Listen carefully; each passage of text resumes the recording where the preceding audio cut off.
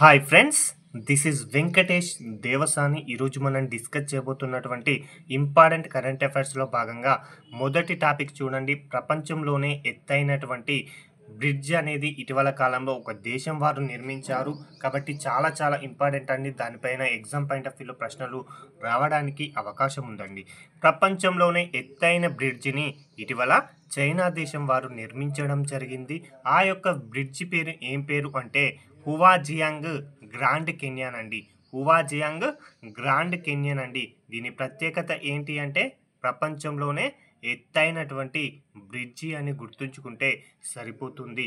అయితే ఈ యొక్క ప్రపంచంలోనే ఎత్తైన హువాజియాంగ్ గ్రాండ్ కెన్యాన్ అనేటువంటి వంతెనను ఎప్పుడు ప్రారంభించడానికి అవకాశాలు ఉన్నాయి అంటే 2025 జూన్ మాసంలో ఈ యొక్క వంతెననైతే ప్రారంభించబోతున్నారు అని గుర్తుంచుకుంటే సరిపోతుందండి. అయితే ఇది చైనా దేశంలో ఏ నదిపైన నిర్మించారు, ఎక్కడ నిర్మించారు అనేది కూడా మనకు చాలా చాలా ఇంపార్టెంట్. కాబట్టి గుయిజౌలోని దీపన్ నదిపైన దాదాపుగా 2050 అడుగుల ఎత్తులో ఈ యొక్క వంతెనను నిర్మించడం జరిగిందండి.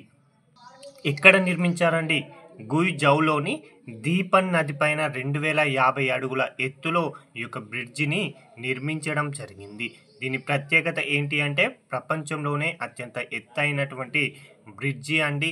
ఇది ఈఫిల్ టవర్ కన్నా కూడా 200 మీటర్ల ఎత్తుగా ఉండడం జరుగుతుంది. కాబట్టి చాలా చాలా ఇంపార్టెంట్ అండి.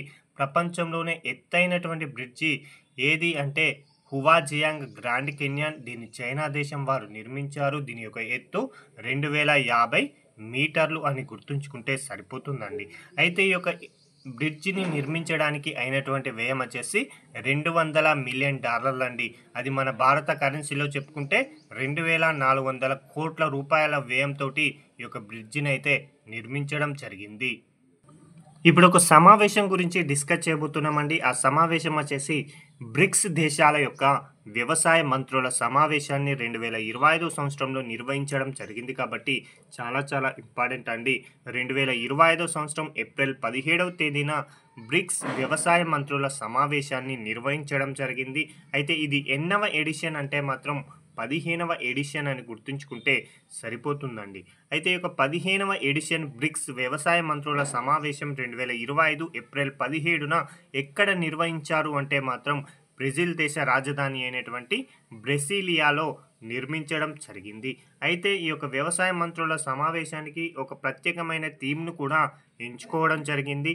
అలా 2025 సంవత్సరం బ్రిక్స్ వ్యవసాయ మంత్రుల సమావేశానికి ఎంచుకున్నటువంటి థీమ్ను కనుక పరిశీలిస్తే promoting inclusive and sustainable agriculture through cooperation, innovation and equitable trade among BRICS countries అండి. చాలా చాలా ఇంపార్టెంట్ అండి. థీమ్ను కూడా గుర్తుంచుకోండి. ఇటీవల ఎగ్జామ్ పాయింట్ ఆఫ్ వ్యూలో థీమ్ల పైన ప్రశ్నలు అనేవి రావడం జరుగుతుంది. కాబట్టి ఒక్కసారి థీమ్ను అయితే గుర్తుంచుకోండి. అయితే ఈ యొక్క బ్రిక్స్ వ్యవసాయ మంత్రుల సమావేశానికి భారతదేశానికి సంబంధించి ఎవరు నాయకత్వం వహించారు అంటే కేంద్ర వ్యవసాయ శాఖ మంత్రివర్యులైనటువంటి శివరాజ్ సింగ్ చౌహాన్ గారు ఈ యొక్క బ్రిక్స్ వ్యవసాయ మంత్రుల సమావేశానికి భారత్ తరపున నేతృత్వాన్ని వహించడం జరిగింది.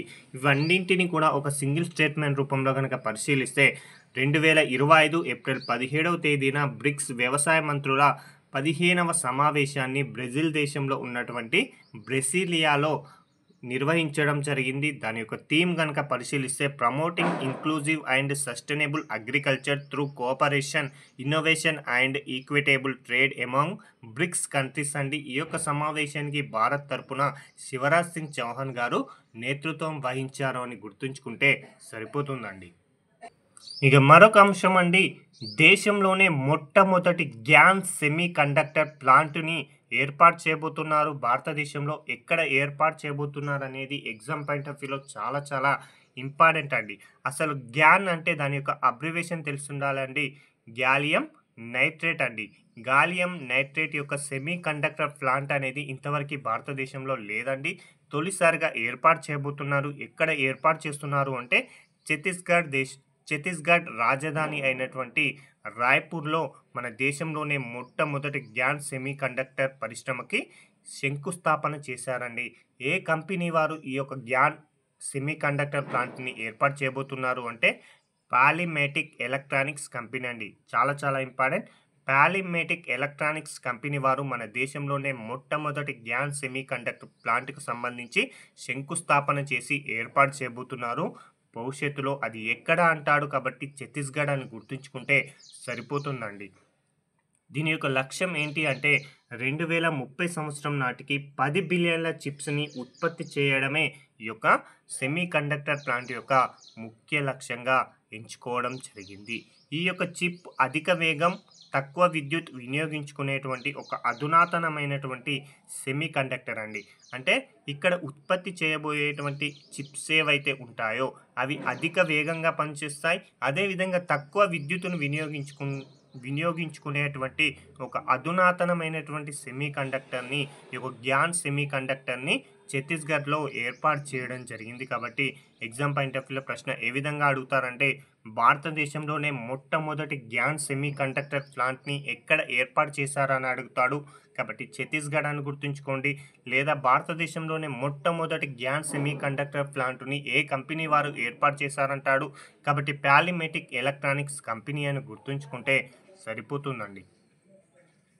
ఒక రిపోర్ట్ గురించి డిస్కస్ చేద్దామండి. ఆ యొక్క రిపోర్ట్ వచ్చేసి ఇండియా జస్టిస్ రిపోర్ట్ 2025 అండి. 2025 సంవత్సరంలో ఇండియా జస్టిస్ రిపోర్ట్ అనేది రావడం జరిగింది. అందులో పోలీస్ విభాగం పనితీరు అనే ఒక విభాగం ఉంది అండి. ఆ యొక్క నివేదికలో పేర్కొన్నటువంటి పోలీస్ విభాగం పనితీరులో 6.48 పాయింట్లను సాధించి దేశంలోనే ఉత్తమ పోలీస్ విభాగం ఉన్నటువంటి రాష్ట్రంగా మొదటి స్థానంలో తెలంగాణ ఉంది. రెండవ స్థానంలో 6.44 పాయింట్లతోటి ఆంధ్రప్రదేశ్ ఉండగా 6.19 పాయింట్లతో మూడవ స్థానంలో కర్ణాటక ఉంది. కాబట్టి చాలా చాలా ఇంపార్టెంట్ అండి. ప్రశ్న ఏ విధంగా అడుగుతారంటే, ఇండియా జస్టిస్ రిపోర్ట్ 2025 ప్రకారం పోలీస్ విభాగం పనితీరులో మొదటి స్థానంలో నిలిచినటువంటి రాష్ట్రాన్ని గుర్తించండి అంటాడు. కాబట్టి తెలంగాణ అని గుర్తుంచుకుంటే సరిపోతుంది. లేదా వాటి యొక్క వరుస క్రమం అడుగుతాడు. తెలంగాణ, ఆంధ్రప్రదేశ్, కర్ణాటక అండి. అదే ఈ యొక్క నివేదిక ప్రకారం పోలీస్ విభాగం పనితీరులో చివరి స్థానంలో ఉన్నటువంటి రాష్ట్రంగా పశ్చిమ బెంగాల్ అనేది ఉండడం జరిగింది. ఇదే నివేదికలో మరొక విభాగం జ్యుడిషియల్ ర్యాంకింగ్ అండి. జ్యుడిషియల్ ర్యాంకింగ్లో తెలంగాణ వచ్చేసి రెండవ స్థానంలో, ఆంధ్రప్రదేశ్ వచ్చేసి 5వ స్థానంలో ఉండడం జరిగింది. కాబట్టి మన రాష్ట్రాలపైన ఇక్కడ ర్యాంకింగ్స్ తెలుసుకుంటే సరిపోతుందండి. జ్యుడిషియల్ ర్యాంకింగ్లో తెలంగాణ 2వ స్థానం, ఆంధ్రప్రదేశ్ 5వ స్థానం. అదే పోలీస్ విభాగం పనితీరులో మొదటి స్థానంలో తెలంగాణ, 2వ స్థానంలో ఆంధ్రప్రదేశ్ ఉంది అని ఇందాక డిస్కస్ చేసాం. అదే జ్యుడిషియల్ ర్యాంకింగ్లో తెలంగాణ 2వ స్థానం, ఆంధ్రప్రదేశ్ 5వ స్థానం అండి. ఇక మరొకటండి, ప్రిజన్స్ విభాగంలో తెలంగాణ 7వ స్థానం, ఆంధ్రప్రదేశ్ 4వ స్థానంలో ఉండడం జరిగింది. ఇవన్నీ ఈ రోజుకు సంబంధించినటువంటి ముఖ్యమైనటువంటి కరెంట్ అఫైర్స్ని మీ ముందుకు తీసుకురావడం జరిగింది. Thank you.